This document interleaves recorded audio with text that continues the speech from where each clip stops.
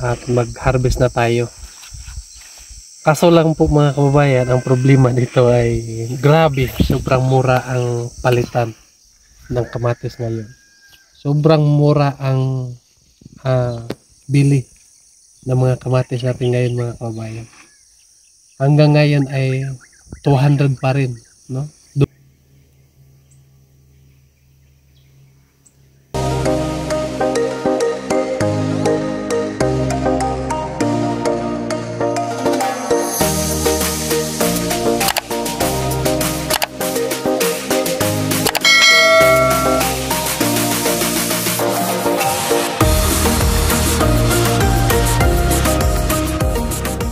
Magandang araw sa inyong lahat mga kababayan. So, nandito naman po tayo ngayon sa aking gulay. Yung mga kamatis natin mga kababayan at bibisitahin muna natin ngayon.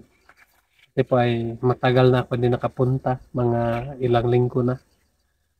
So, samahan niyo ako sa pagbisita ng ating mga kamatis dito ngayon. Kasi po ay dito ay lagi pa rin init. No? Umuulan lang nung nakaraan, 2 beses ang ulan. So ngayon ay wala na naman. So puntahan natin kung ano ang mga kalagayan ng ating mga pananim ngayon dito sa baba. Dahil doon sa taas, sa 29, lagi akong nandoon dahil kinukos ko yung mga trabaho ko doon. Abono ng mais, nagtanim ng kalabasa, at nagtanim ng avocado dahil meron po ako mga similya ng buto.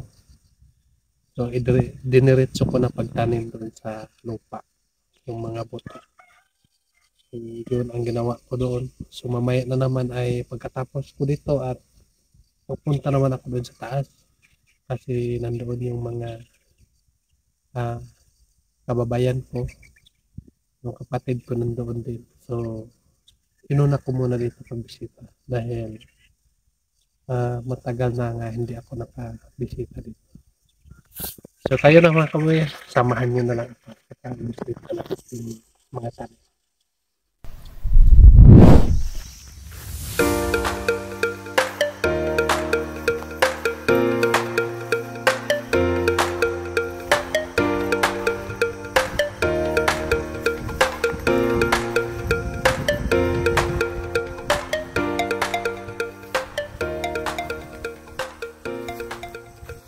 So ito na mga kababayan, ang ating mga tanim natin ngayon ay malalaki na yung mga bunga. So konting tiis na lang at mag-harvest na tayo. Kaso lang po mga kababayan, ang problema dito ay grabe, sobrang mura ang palitan ng kamatis ngayon. Sobrang mura ang bili ng mga kamatis natin ngayon mga kababayan. Hanggang ngayon ay 200 pa rin, no? 200 ang kahon ng ating kamatis. So paano na lang hindi tayo makabawi ng mga kapital natin dito. So mahirap mga kababayan. So sana nga ay abot ng ting harvest na ay sana ay angat konti ang ating mga presyo ng gulay. Kasi kapag 200 lang hanggang matapos, nako, wala. Mga muti tayo. Wala mga kababayan. Hindi mabalik yung ating mga puhunan dito. So dito tayo mga kababayan.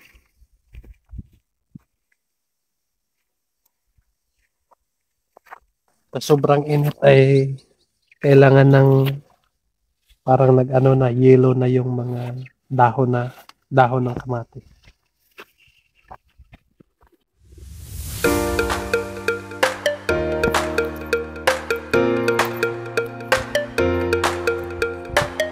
So, meron na pwedeng ma-harvest mga kababayan ang ating mga kamatis.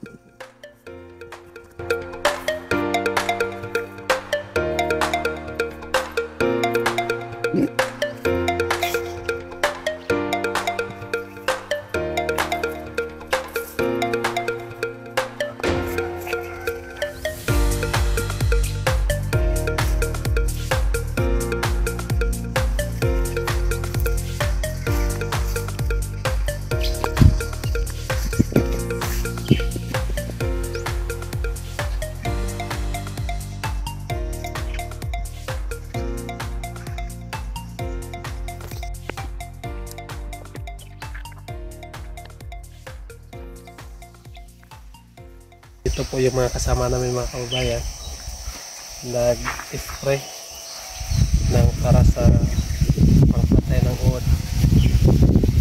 At ito yung mga gamit namin, pero marami pa rin mga uod ng ating mga kamatis.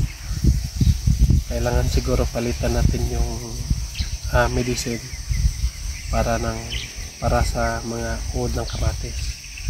Baka anong tawag ito, na immune na yung kamatis, yung uod sa mga medisina natin.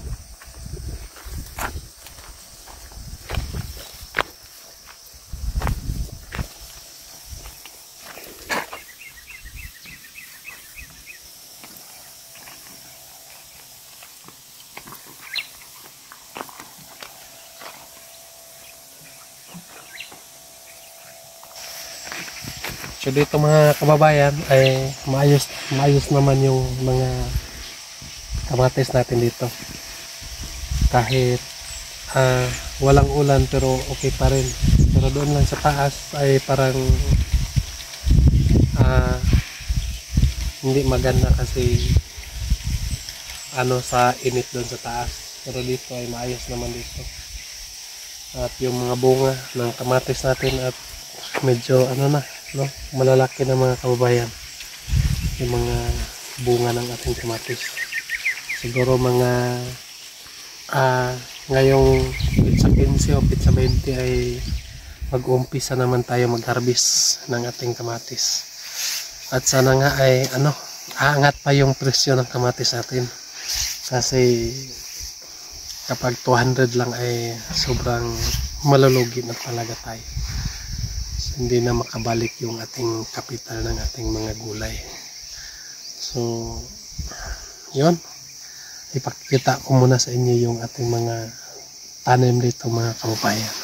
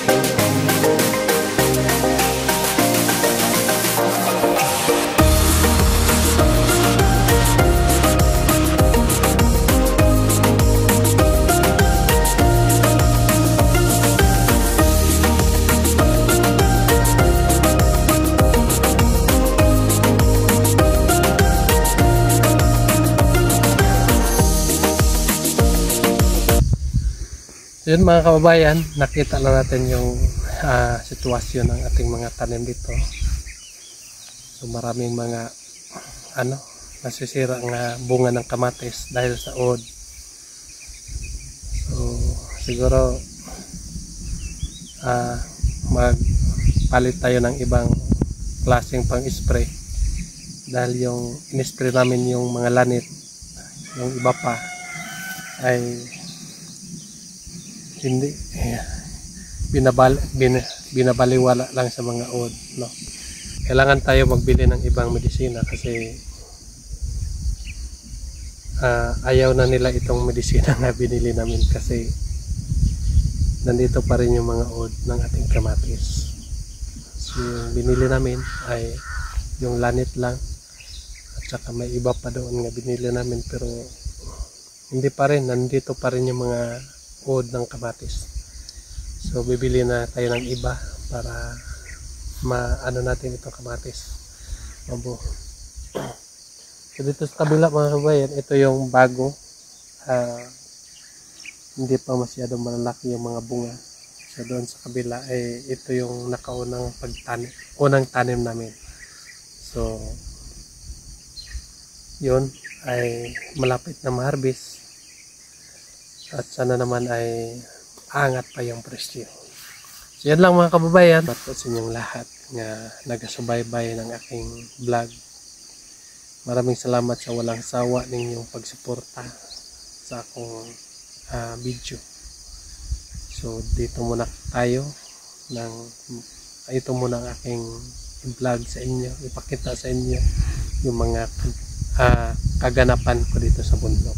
So mamaya naman ay pupunta naman ako doon sa 29 doon sa aking bukirin. So ang gagawin namin doon ay maglalagay kami ng puno ng mais doon sa taas. So sana po ay huwag kayong magsawa na manood ng aking mga vlog. So kayo lang ang aking pag-asa mga kababayan nga para pagpatuloy ko itong aking pagpa-vlog, itong aking pagbibideo ng YouTube. Dahil po ay kapag wala kayo ay mahirapan na akong ipatuloy ang aking vlog. So ako ay nagdadasal mga kababayan nga huwag kayong magsawa magsuporta sa akin at sa lahat ng mga TV team. So yun lang, maraming salamat po mga kababayan.